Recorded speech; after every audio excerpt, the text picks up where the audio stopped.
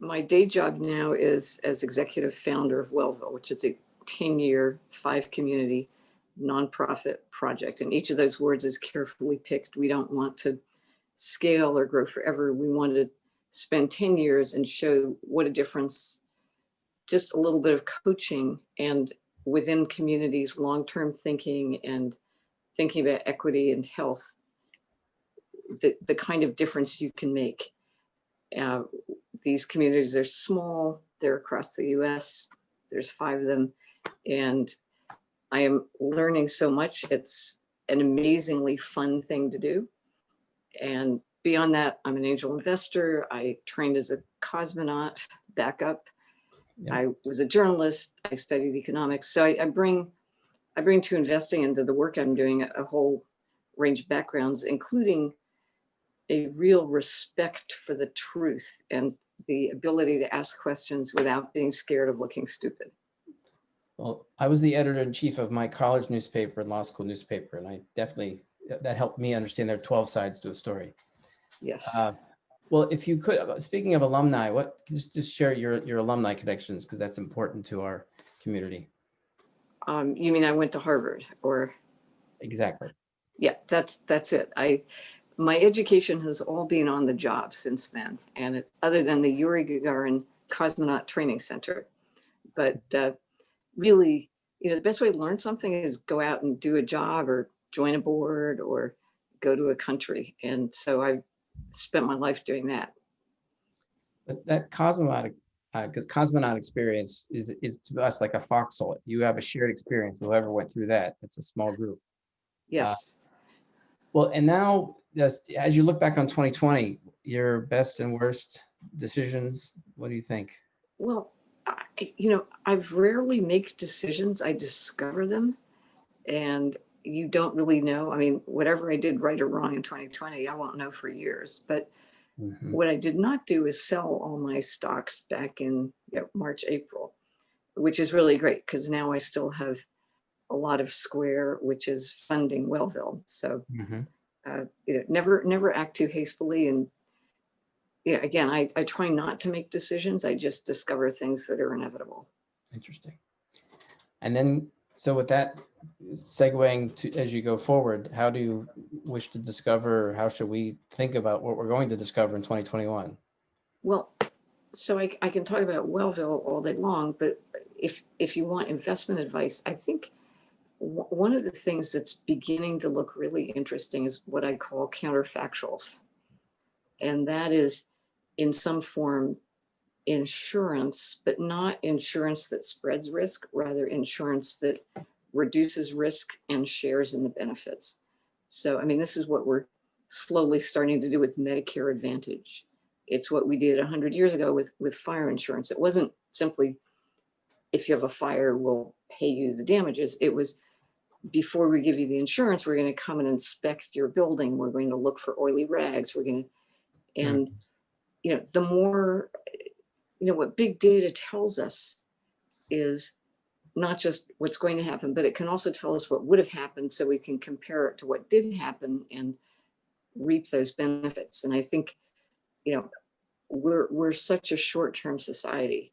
We want immediate returns, whether it's, I want to take a drug and feel better, or I want to have a grant to do something, but it's short-term, as opposed to building institutions and, given what I do, investing in health rather than spending on health care later on. Why don't we make our cars safer, which we've started to do, rather than, run a chain of repair shops. And I see this happening. So I read the news in a somewhat different way. For example, these churches and synagogues that want to hold religious services with people with no masks, fine. But why don't you pay the healthcare costs of anybody who gets sick in your institution? And then go try and find insurance. And the insurance companies, maybe they'll come in and they'll make sure you follow safety protocols, or maybe they simply won't insure you, or they'll charge too much.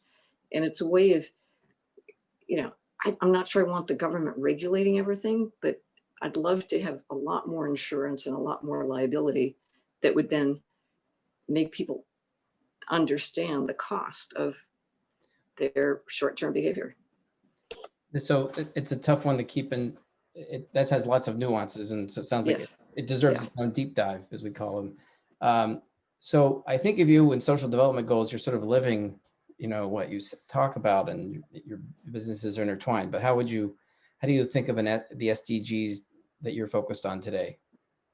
Well, I mean, fundamentally, what we're trying to do is to get our communities to think both long-term and about poor people, people of different races, the entire community, not just their little subset, and to show that there are actually long-term benefits. I mean, even as a business model, it's much cheaper to keep people healthy than to pay for them to be sick.